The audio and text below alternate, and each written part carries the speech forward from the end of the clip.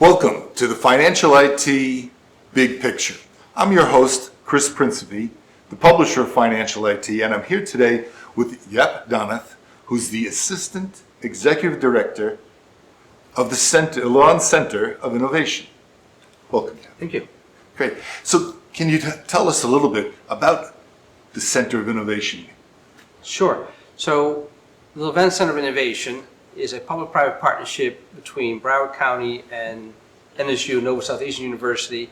We're focused on South Florida and assisting startups in South Florida with scaling. So our role is, how do we help startups with an idea to have an MVP in the marketplace or are up and running to make sure they become successful companies, scale, with the main goal, making sure that they add quality jobs to those companies here in South Florida. So promoting economic growth for South Florida through these startups. Okay, I'd like to ask you about something that, as I've been walking around here at the Levant Center of Innovation, I keep hearing, the technology theme park. Mm-hmm. So can you explain that a little? Sure. So what makes it unique as a innovation center and as a partner and a player in the innovation ecosystem is that everything an entrepreneur needs can be found in one place. Hence the trademarked slogan, world's first theme park for entrepreneurs. So we provide programs that I'm responsible for to help the startups with all the things they need to grow. We offer technologies, especially emerging technologies, things that they might need in order to build out their platform, their technology, their invention. We provide co-working space, a place to work so they can meet other entrepreneurs, be able to take advantage of our wraparound services or our mentoring. We have meeting spaces for them. We do all kinds of programming to make sure they connect with us within the Levant Center, as also the community. So we do pitch nights, workshops, lunch and learns, other ways to make sure that these entrepreneurs get out there and are connected to the community. The hardest thing for an entrepreneur is to be among folks when they work from a garage. The traditional way of looking at entrepreneurs is like the work in the garage or in the spare bedroom. How do we make sure that they are connected to the environment around them that gets them to the next step, the next client, the potential investor, or whatever they might need as a result of those introductions, that collision station that we create within the Levant Center. So it's really interesting when you talk about the wraparound services, because I'm sure there's a lot of things a lot of these new entrepreneurs haven't even thought of. Mm-hmm. How do you really address that for them and be able to broaden what they're doing when they've probably just been focused on their one little product or service? Asking questions. So making sure that they understand what they're asking about their needs. Because again, as you said, they might be focused on the technology, not realizing that if they develop a certain technology, they might want to look at a patent or some kind of IP to protect themselves and make themselves more valuable to an investor and then more valuable as a startup, as a company eventually. So by asking questions through our programs, so they get exposed to a lot of these topics, legal, HR, marketing, etc. And then what the understanding is, if you need more customized need or help with what you are working on, we have the supervisors available to sit with you. So, okay, this is how you build out your marketing plan. They won't do it for you, but they will help you think through your marketing plan or your HR needs. But part of it is just making sure we understand and ask questions so that we can guide them in that process. Great. Give us an idea then about the breadth of companies that you're currently working with. So we have everything in place from EdTech, FinTech, life sciences, health tech, a lot of marketplaces. How do we connect a buyer and a seller for all kinds of topics? So we run the gamut. We're industry agnostic. So we work with any company, any startup, any entrepreneur that is looking to scale. That's our biggest criteria. How do we help a startup to scale? Again, creating those quality jobs for South Florida. And so that's why we focus on all industries. It's amazing what we get through here and what people think of, and mostly focused on either I had it as a personal problem or somebody in my surroundings, family member, or something I saw in my professional life, whereas I've been doing this for 20 years and now I'm ready to find a solution for this. And they then work on it, and that's when the genesis of some kind of idea that becomes a startup. Well, it's interesting because for myself, I always try to think of, well, what is the business problem that you're solving when I speak to companies? And it sounds like you get a wide variety of those kind of answers. What's some of the highlights that come to mind for you? A couple of interesting ones include a young lady, an entrepreneur who created a technology to measure nails, and she's become very successful all different steps of the journey from funding to clients, etc. And so she created technology based on her frustration of, if I want to use press-on nails, I need to now buy it back in the store. I use a handful and the rest goes in the closet. There has to be a better way. So she's starting to test the market, do customer discovery, and then eventually she then had somebody help build out the actual technology, and now she is selling that technology and working with clients. And she has been in major retailers and international, and now she's building out the same technology for other uses. So from one idea with one use to how can I use the same thing that I developed for other pieces, so you now expand your marketplace and therefore your interest in potential investors and the value of your startup. Well, that's fascinating. I think it's for the first time I've actually heard something that would interest all the women in my family. So what does success look like for these companies? Do they graduate from the program, so to speak? So depending on the stage they're in, and that's why we have what we call the founder's journey, where a startup, a entrepreneur can start with an idea, solving a major problem, most likely using technology, and then validate it in our IDA program. And as they then build out their MVP and start to test that piece, they might be ready for our incubate program, where they start to learn, okay, how do I go into the marketplace, my go-to-market strategy, etc. And with that, if they are in the marketplace, starting to generate some revenue, then they might be ready for our accelerate program, and that's where they get ready to really scale. And that's our longest program, where they got a lot of topics that helps them really understand all aspects of the business to make sure that as they grow, or if they get funding, for example, that they're ready to handle the funding to take the next steps to grow. And then success is hiring the first employee, the second employee, and hopefully a whole bunch of them over time, so that then they create jobs in our community, again, higher paying jobs, most likely related to either tech or higher skill jobs that you need with any type of company. It sounds like the Founders Program is really where the beginning starts. Mm-hmm. Can you give us a little more about it?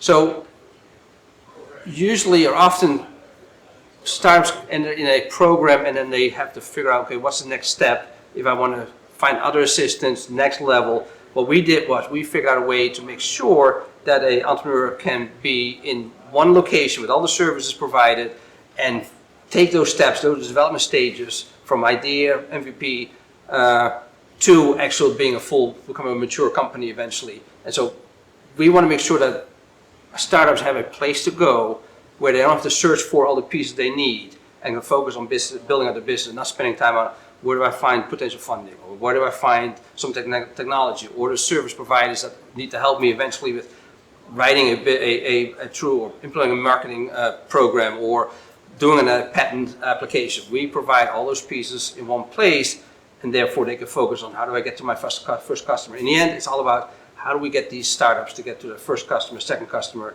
but that's what the end goal is. And then we've seen our startups getting their first, second, fifth, 10th customer, and that's when they're starting to scale. In listening to the Founders Program, it really sounds quite interesting. We on our side have looked at what are some of the challenges, mm-hmm. and so things like funding, regulation, acquiring talent, mm-hmm. Being able to collaborate. How do you address a lot of those challenges? Again, I think through connecting the dots. How do we bring the community in from service providers and anyone else that has an interest in helping startups, knowing who else is in the ecosystem that we can refer people to if they need something. And so I think the biggest part is how do we create an ecosystem, be part of a South Florida ecosystem where we tie those pieces together so the entrepreneur doesn't have to knock on doors without knowing if there's something there.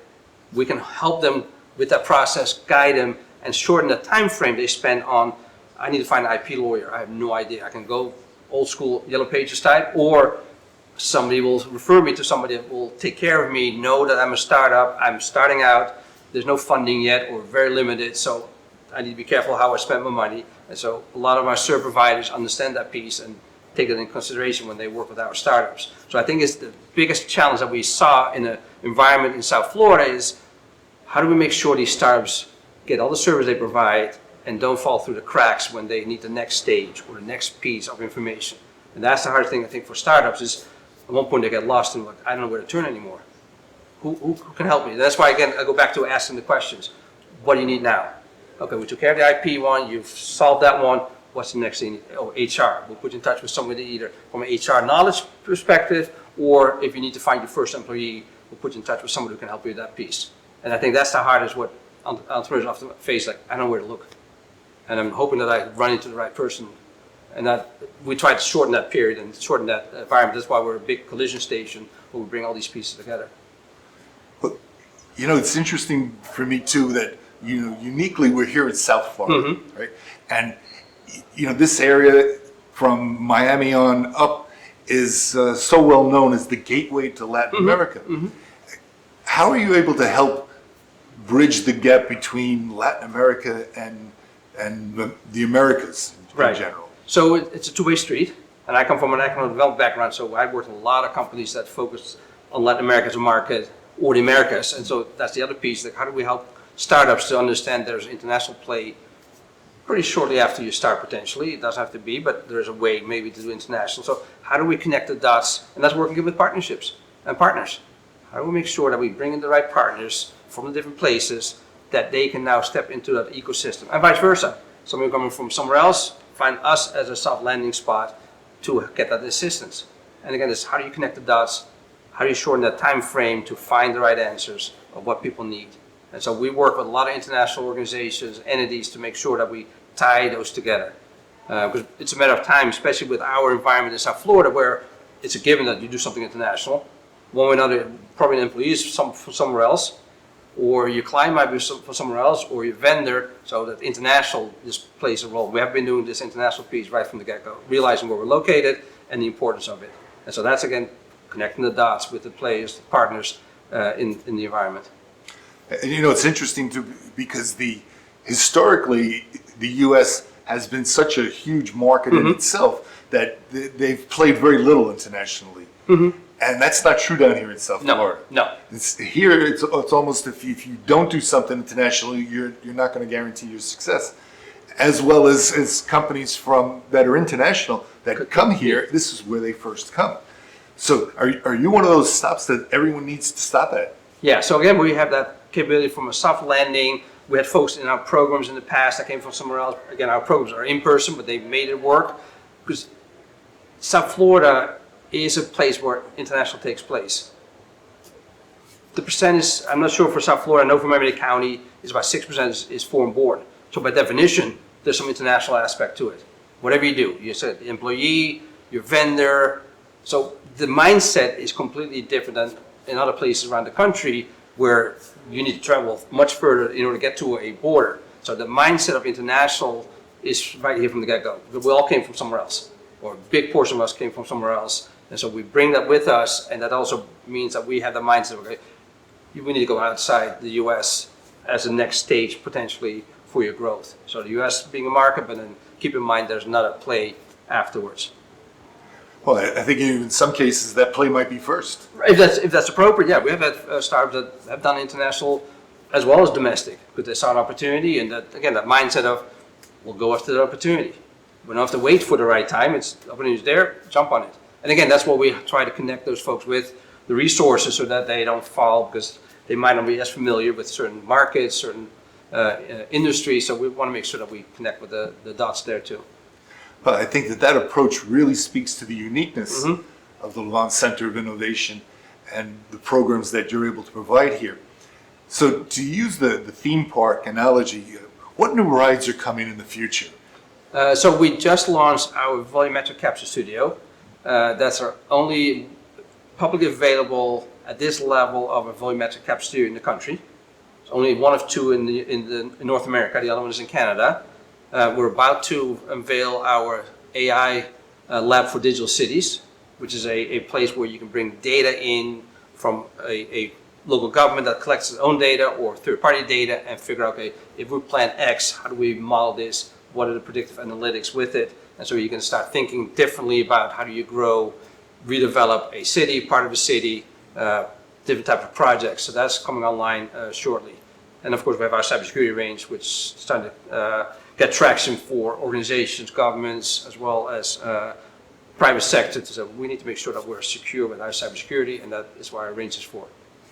Well, it seems like you're deep into two of the biggest things that out there right now, which is cybersecurity and artificial intelligence. So on the AI side, how do you see your leadership position developing? I think one is our AI lab, which is pretty unique. It's a Dell partnership, so I think that's a unique piece that you don't find around the country. And then from a bigger picture AI, and a lot of our startups focus on AI, have a piece of their software or their activity related to AI, is making sure that we all understand what it takes, what it means, and how we use it. Because a lot of misinformation or fear of how it might be misused, etc. So how to make sure we're part of that conversation. So when we have our innovation day, I think even with Space Day and other panels over the year, we make sure that when we talk about AI, that's part of the conversation. But we want to be smart about how we use it so that we all use it in a productive manner. And that's why we have, for example, the AI lab that's meant to be productive for our local governments, regional governments, and others within South Florida, Florida, and beyond to use what we have to build out in a way, in a productive way, their next development. Well, for me, it's very exciting because I really look at the potential of AI as many people do as just, where's the end? It doesn't really at this point have the end. Now, I understand today is kind of a special day for you here at the Levant Center of Innovation, and you have your pitch night tonight. Can you give us a little bit of insight into what will happen? Sure. So we are, as I said, industry agnostic, so we focus on different sectors.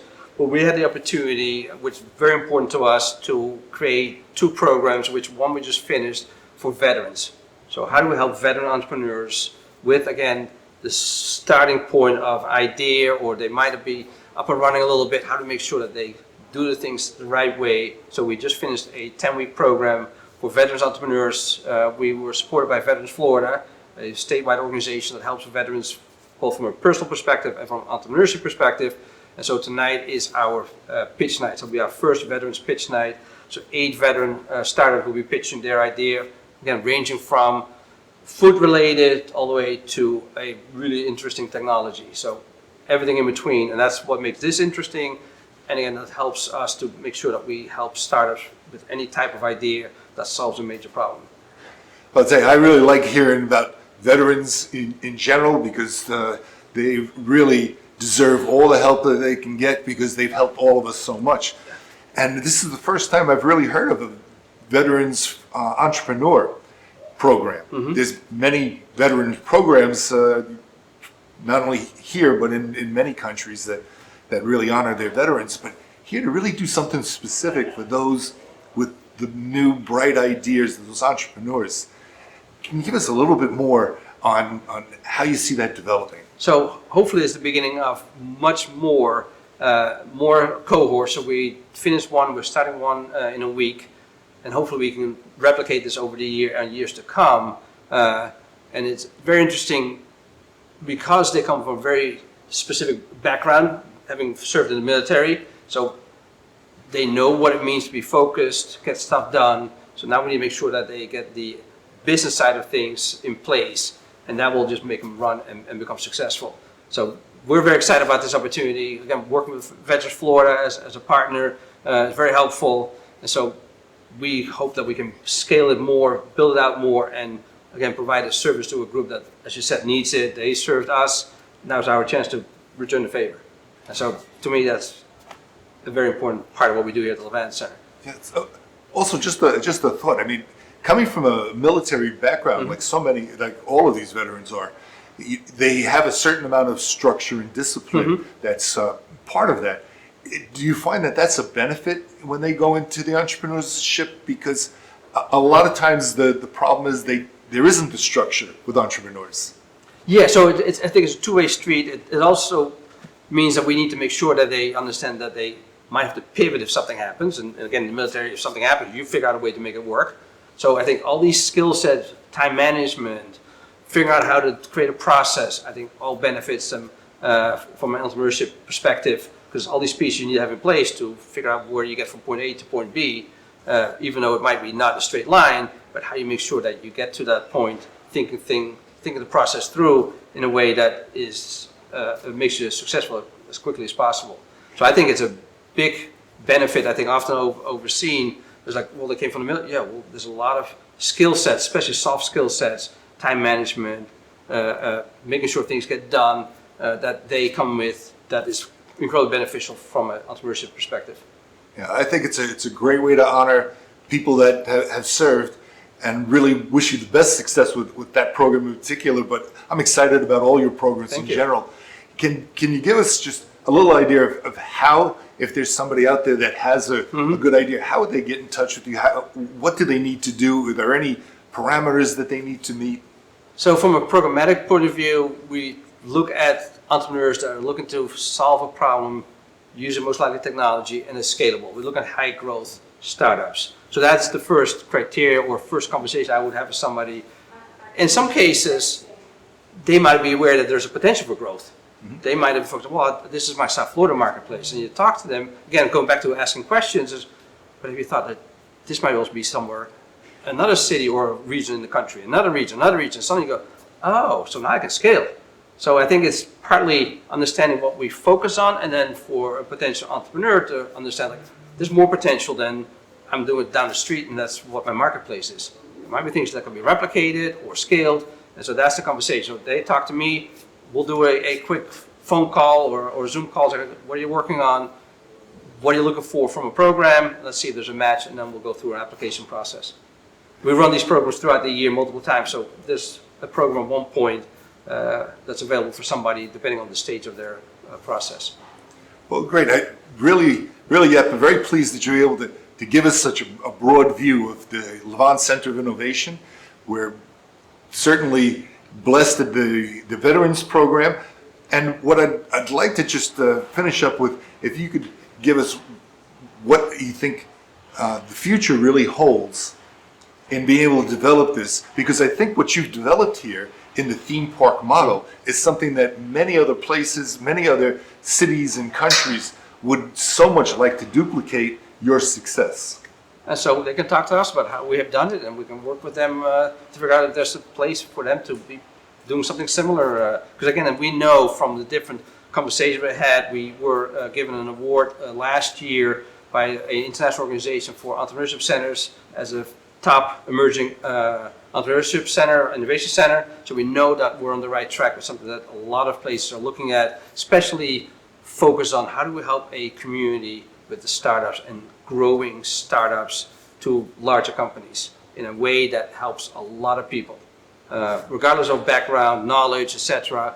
We have people come in that might be a technologist but not have a business side, but people that have a business side but not the technology. We'll figure out a way to make sure that they can scale and become successful. Well, yeah, I'd like to thank you very much Absolutely. for giving us the big view for the financial IT big picture.